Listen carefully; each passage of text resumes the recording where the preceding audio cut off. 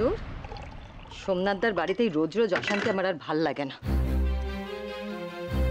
এইভাবে দু নৌকোয় পা দিয়ে চলা যায় নাকি? হ্যাঁ, রাগটা কার উপর দেখাচ্ছ বৌদি? সোমনাথের ওপর নাকি? অবভিয়াসলি সোমনাথদার ওপরে। তোমার ওই বনি, আই মিন যাকে তুমি বনি মনে করো, আমি বললাম বাবা একটা ফার্ম ডিসিশন নিন না।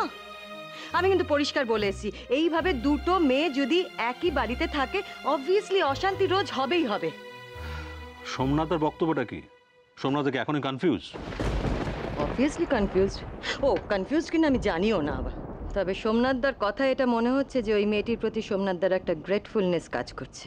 না বৌদি, গ্রেটফুলনেস নয়, রক্তের সম্পর্ক। সন্তানের প্রতি সোমনাথদার টান। এতদিন ধরে সোমনাথদা যাকে আগলে রেখেছিল সেটা ওই বনির জন্য, এই নতুন বনির জন্য নয়। তাহলে এই মেয়েটা কে ইন্দ্র? কে জানি না, ওর মুখটা ছাড়া আমার কাছে সবকিছু কেমন যেন ধাঁধা। এই ধাঁধার উত্তরটা যদি বনিদের হাতে আসা এই বড় ক্লুটা যদি দিয়ে দেয় তাহলে তো সব সমস্যার সমাধান। আচ্ছা বৌদি, কালকে বনিরা যে সকালবেলা ঘটনা ঘটাতে যাচ্ছে সেটার ব্যাপারে সোমনাথদা সবকিছু জানে? না, আমার মুখ থেকে শুনলো। Any reaction? বিরক্তি ছাড়া তুমি আর কি আশা করতে পারো ইন্দ্র? আসলে সোমনাথদার বিরক্তিটার কারণটা কি জানো বৌদি? আসলে সোমনাথদা নিজেই মনে মনে প্রচন্ড রকম কনফিউজড। ওই মেয়েটার মুখ হতে পারে বনির মতো, কিন্তু বনির এতদিনের এই ভালোবাসা যেটাকে সবার গ্রেটফুলনেস বলে মনে হচ্ছে সেটা কোথায় যাবে? সোমনাথদাও কিন্তু মনে মনে একটা জোরালো প্রমাণ চায়, তার জন্য ওকে বের করতে পারছে না। আচ্ছা ইন্দ্র, তুমি ওর পক্ষ নিয়ে এত কথা বলছো কেন বলো তো?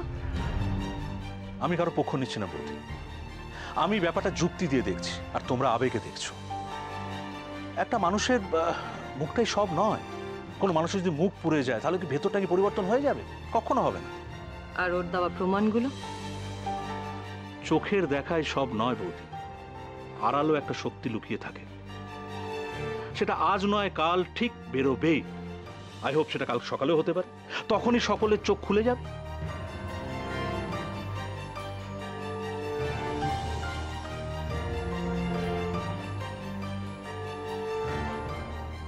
সত্যি কি আমিও ভুল করছি?